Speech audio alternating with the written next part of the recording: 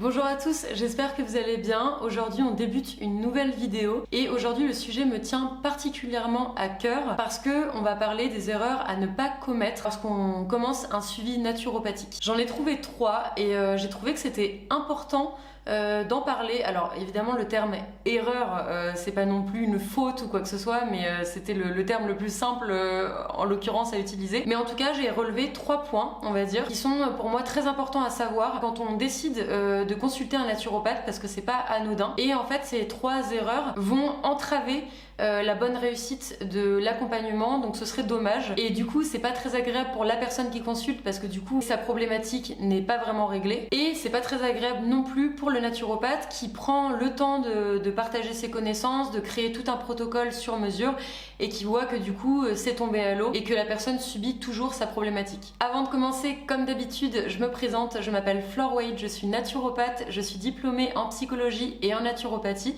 et sur cette chaîne je vous partage plein de vidéos sur le thème du bien-être, de la naturopathie, le fonctionnement du corps et j'en passe.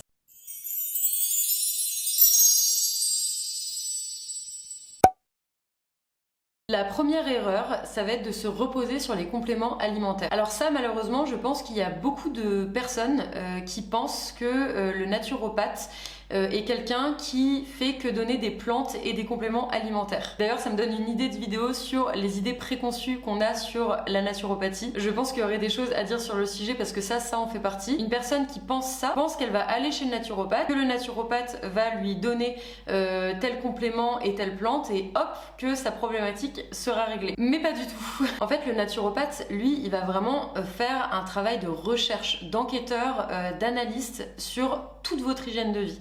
Il va vous questionner pendant 1h30 sur votre sommeil, sur vos relations avec votre entourage, sur votre environnement de vie, sur votre alimentation, votre digestion, sur vos émotions, sur beaucoup de choses comme ça. Il va pas juste vous dire bon bah ok vous avez telle problématique, c'est tel complément alimentaire. Il va chercher en fait à vous construire tout un protocole qui va être sur mesure pour vous, selon vos contraintes. Si vous avez des enfants, vous n'avez pas de temps, vous pouvez pas cuisiner. On va essayer vraiment de trouver des choses pour mener à bien les techniques qu'on va vous proposer. Et ces techniques, ça ne se résout pas seulement aux compléments alimentaires. Ça va être des choses sur l'alimentation, sur l'équilibre neuropsychique avec des techniques de relaxation, des techniques réflexes avec la réflexologie pour certains naturopathes, de l'activité physique et bien d'autres choses, parce qu'il y a 10 techniques, mais je t'invite à voir la première vidéo que j'ai mise sur ma chaîne YouTube qui t'explique les piliers de la naturopathie et les techniques utilisées en naturopathie. Et donc tout ça, ça va servir aux naturopathes à vraiment aller en profondeur et trouver la cause du dysfonctionnement et pas régler juste le symptôme en fait. On va essayer de trouver la cause pour que le changement soit durable et que le dysfonctionnement ne se reproduise plus. Donc voilà, le naturopathe, c'est avant tout un éducateur à la santé qui voudra vous faire comprendre comment marche votre corps, pourquoi il y a un dérèglement au niveau du foie, pourquoi ça se répercute sur la peau et plein de choses comme ça. Et pour ajuster les dérèglements, oui, on peut s'accompagner de compléments alimentaires, je suis pas du tout contre, au contraire, ça peut être vraiment un coup de pouce, je pense, mais toujours en complément de choses essentielles comme l'alimentation, l'activité physique et l'hygiène émotionnelle. Mais en tout cas, je ne crache pas sur les compléments alimentaires. Un exemple, quelqu'un qui a un terrain inflammé, ce sera immédiatement une alimentation anti-inflammatoire et on peut carrément s'aider de compléments anti-inflammatoires comme de l'huile de poisson ou alors des antioxydants. Et pareil, quelqu'un qui est extrêmement fatigué, on peut en plus de travailler sur l'alimentation et sur l'hygiène de vie, prescrire des minéraux, des vitamines, du magnésium, des choses comme ça.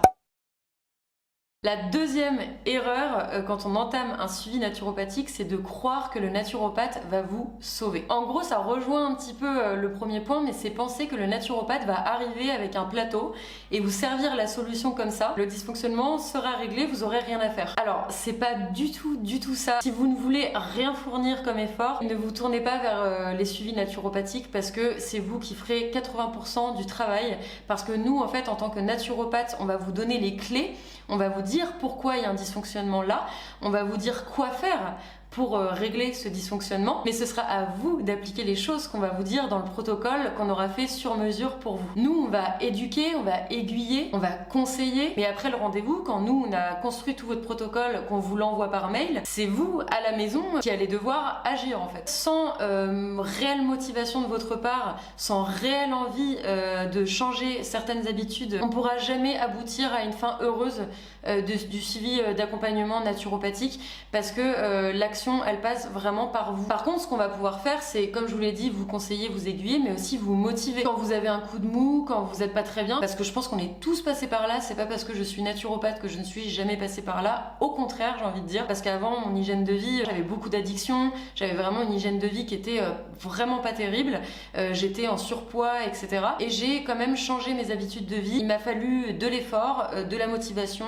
de l'envie, mais j'ai réussi à le faire. Donc on est tous en quelque sorte passés par là. Je sais à quel point c'est compliqué de changer une habitude qu'on a parfois depuis des années, parfois des dizaines d'années pour certaines personnes. Je sais très bien la difficulté que c'est, et je sais que c'est très important d'être accompagné. Et d'ailleurs, ce que j'avais remarqué en fait au cours de mes suivis, c'est que en fait normalement la cadence normale d'un suivi naturopathique, ça va être un rendez-vous par mois en général. Et en fait moi je voyais dans mes suivis qu'il y avait une grande part des personnes qui arrivaient totalement à mettre en action ce que je disais dans le protocole, à garder de la motivation jusqu'au prochain rendez-vous, mais il y avait aussi toute une part de personnes qui étaient hyper motivées juste après le rendez-vous. Et en fait plus le temps avançait, plus le lien se perdait et plus la motivation descendait, parce que la personne était pas vraiment suivie finalement.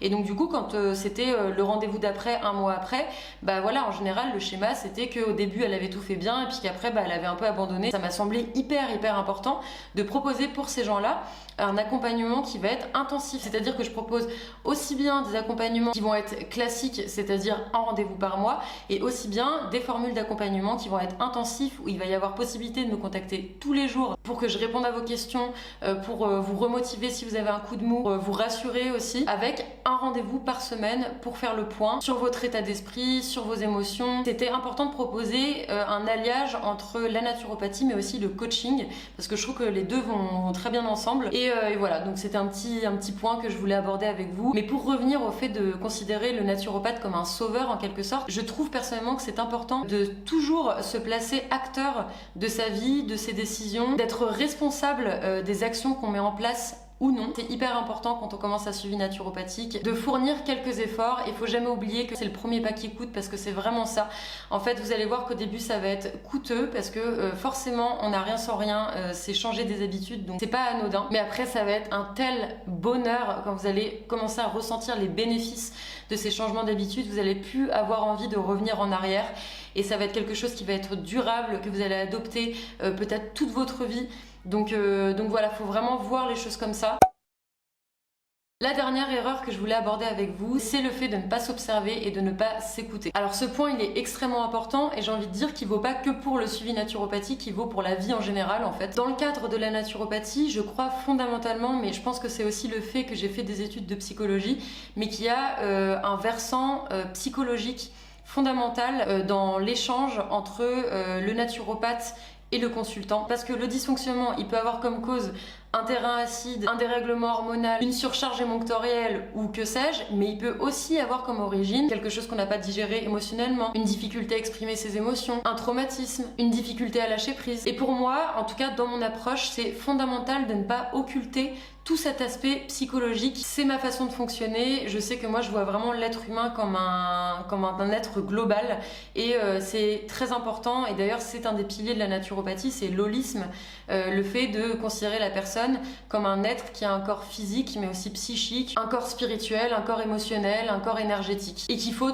tous les prendre en charge, les bichonner pour en quelque sorte déployer son plein potentiel. Et du coup tout ce que je viens de dire là, ça passe par l'écoute de soi-même, par l'observation de soi-même, et une grande partie des gens n'ont pas cette habitude de s'observer et de s'écouter, d'essayer de comprendre pourquoi ils ont mal à ce moment-là, pourquoi à ce moment-là il y a cette chose qui s'est déclenchée, se dire ah bah parce que j'étais stressée, et c'est vrai que là j'étais stressée, bah c'est vrai que la dernière dernière fois ça s'est passé aussi et que les 2 fois il s'était passé ça. Donc le point commun c'est cet événement, et donc ça veut dire que cet événement finalement j'avais l'impression que ça m'atteignait pas, mais peut-être que ça provoque en moi un sentiment d'anxiété. Enfin voilà, toutes ces choses là, de se questionner, d'essayer d'analyser au maximum. Et en plus je parle de l'écoute pour des choses qui sont plutôt émotionnelles, psychologiques, mais il y a aussi l'écoute en termes de choses très concrètes comme l'alimentation par exemple. Si moi par exemple dans mon protocole je vous dis bah voilà, tel aliment ça peut être super bien pour votre problématique, vous ça va être hyper important de vous observer, de vous écouter, parce que si vous digérez très mal en fait cet aliment, que vous le supportez très mal, il va falloir me le dire. Donc voilà, c'est apprendre à écouter les signaux de son corps. Est-ce que je digère bien cet aliment? Est-ce que je le supporte bien? Par exemple, je peux vous conseiller un complexe de vitamines. Ce sera à vous de me signaler, bah voilà,